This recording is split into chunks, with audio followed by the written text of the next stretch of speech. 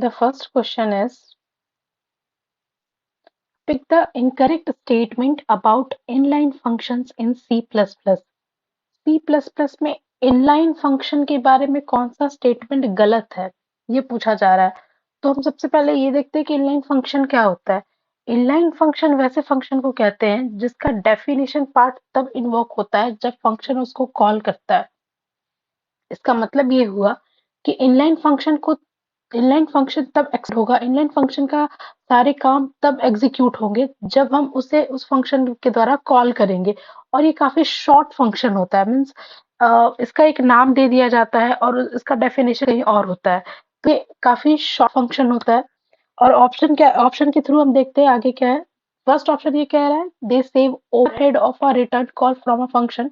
सही बात है, ये स्टेटमेंट बिल्कुल सही है कि ये ओवरहेड को सेव करता है। जो भी फंक्शन से कॉल आता है उस चीज को ओवरहेड को भी सेव करता है। दूसरी चीज, they are generally very large and complicated function. नहीं, इनलाइन फंक्शन काफी शॉर्ट फंक्शन होता है और बहुत ही सिंपल फंक्शन होता है। तो ये स्टेटमेंट गलत है। तीसरा स्टेटमेंट देखते हैं, तीसरा ऑप्शन देखते हैं, these functions are inserted substituted at the point of call. सही बात है, मैंने अभी कहा कि इसका डेफिनेशन पार्ट तब आएगा, ये तब एक्सपेंड होगा जब इसका फंक्शन कॉल इसको पॉइंट करेगा। जब फंक्शन कॉल इसके पास जाएगा तभी अपने डेफिनेशन पार्ट को एक्सपेंड करता है। तो ये स्टेटमेंट बिल्कुल सही है। तो यहाँ पर ये कौन सा स्टेटमेंट रॉन्ग है, यहाँ पर ऑप्शन बी रॉन्ग है कि they are generally very large and complicated function. Inline function छोटे होते हैं और साथ ही साथ बहुत इजी है। तो ये ऑप्शन बी का सही आंसर होगा। नेक्स्ट क्वेश्चन को देख, नेक्स्ट क्वेश्चन क्या कह रहा है, what is abstract class in C plus plus. C plus plus में एब्स्ट्रैक्ट क्लास क्या होता है। तो सबसे पहले हमें ये देखना होगा कि एब्स्ट्रैक्ट क्लास किसको कहते हैं, डेफिनेशन क्या है एब्स्ट्रैक्ट क्लास का। तो इसके लिए हम कुछ पॉइंट्स हैं जिन्हें सिंपली याद रखें तो उसकी फंक्शनैलिटी भी उसी में आ जाएगी, जिससे जिससे एब्स्ट्रैक्ट क्लास के जितने क्वेश्चंस बनते हैं वो कवर हो जाएगा। पहला बात ये है कि एब्स्ट्रैक्ट क्लास जो होता है उसका अपना कोई ऑब्जेक्ट क्रिएट नहीं हो सकता। एब्स्ट्रैक्ट क्लास को इंस्टेंशिएट नहीं किया जा सकता, पहली पॉइंट। दूसरी पॉइंट, एब्स्ट्रैक्ट क्लास के पास कम से कम अपना एक प्योर वर्चुअल फंक्शन तो होना ही चाहिए। एटलीस्ट, एक से ज्यादा भी हो सकते हैं but at least one pure virtual function तो होना ही चाहिए। इसके पीछे रीजन ये है कि ये एक बेस क्लास की तरह काम करता है अपने डिराइव्ड क्लासेस के लिए। मतलब थर्ड पॉइंट भी कह सकते हैं, और इसका एक्सप्लेनेशन भी यही है कि एब्स्ट्रैक्ट क्लास एक बेस क्लास होता है डिराइव्ड क्लास के लिए। At least one pure virtual function होता है और उस प्योर वर्चुअल फंक्शन की डेफिनेशन डिराइव्ड क्लास में मिलती है। तो इस क्वेश्चन में ये पूछा जा रहा है कि इसका क्या डेफिनेशन है। इन ऑप्शंस के थ्रू हम देखते हैं। पहला ऑप्शन ये कह रहा है कि any class in C plus plus is an abstract class from which any class is derived. क्या सी प्लस प्लस का कोई भी क्लास एब्स्ट्रैक्ट क्लास हो सकता है जिससे जिसमें वो एक बेस क्लास की तरह काम कर रहा हो और उससे कोई क्लास डिराइव हो रहा हो? बिल्कुल नहीं। किसी भी क्लास को हम एब्स्ट्रैक्ट क्लास नहीं कह सकते क्योंकि उसकी कंडीशन ये है कि उसमें कम से कम एक प्योर वर्चुअल फंक्शन तो होना ही चाहिए। ये ऑप्शन रॉन्ग है। दूसरा ऑप्शन कह रहा है, class specifically used as a base class with at least one virtual function. ये भी गलत है क्योंकि वन वर्चुअल फंक्शन नहीं, कम से कम एक प्योर वर्चुअल फंक्शन होना चाहिए। क्लास सी ये कह रहा है कि class specifically used as a base class with at least one pure virtual function. This is the right answer कि क्लास में कम से कम एक प्योर वर्चुअल फंक्शन होता है उसे हम क्या कहते हैं, एब्स्ट्रैक्ट क्लास कहते हैं। लोगों को लगता है कि यहाँ पर ऑप्शन ए भी सही हो सकता है क्योंकि इसमें ये कह रहा है कम से कम एक बेस क्लास की तरह ट्रीट हो रहा है एब्स्ट्रैक्ट क्लास, तो सारे क्लासेस को हम एब्स्ट्रैक्ट क्लास कह देंगे। नहीं, एब्स्ट्रैक्ट क्लास एक बेस क्लास तो होता है अपने डिराइव्ड क्लास के लिए, लेकिन इसके साथ एक प्योर वर्चुअल फंक्शन भी होता है और ये मैंडेटरी है। तो इसीलिए इसका सही आंसर होगा option C, class specifically used as a base class with at least one pure virtual function.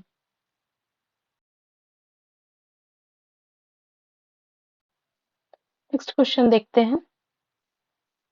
Next question कह रहा है, which of the following constructors is provided by the C++ compiler if not defined in a class।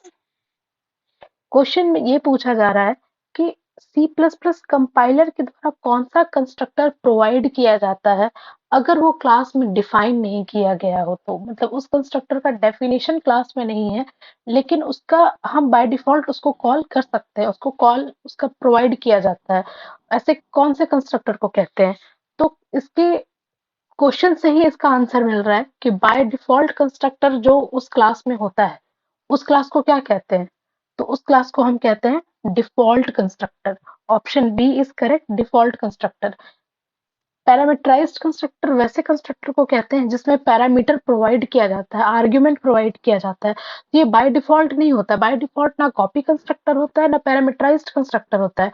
By default जिसका without definition भी उस compiler में उससे call किया जा रहा हो, वो केवल सिर्फ एक होता है, वो होता है डिफॉल्ट कंस्ट्रक्टर।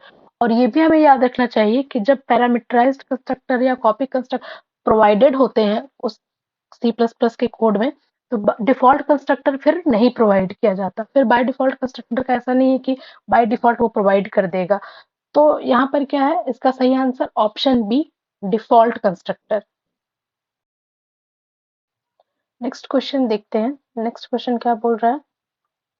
नेक्स्ट क्वेश्चन पूछ रहा है, how do structures and classes in C plus plus differ? C plus plus में स्ट्रक्चर्स और क्लासेस के बीच में क्या डिफरेंस होते हैं?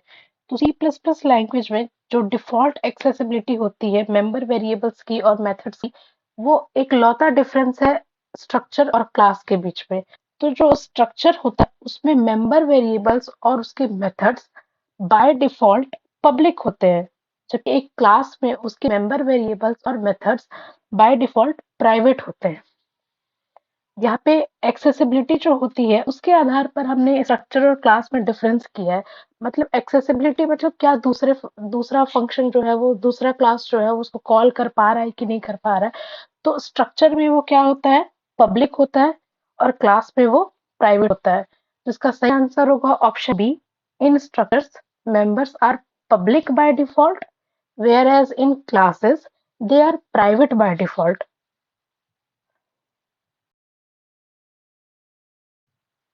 नेक्स्ट क्वेश्चन देखते हैं।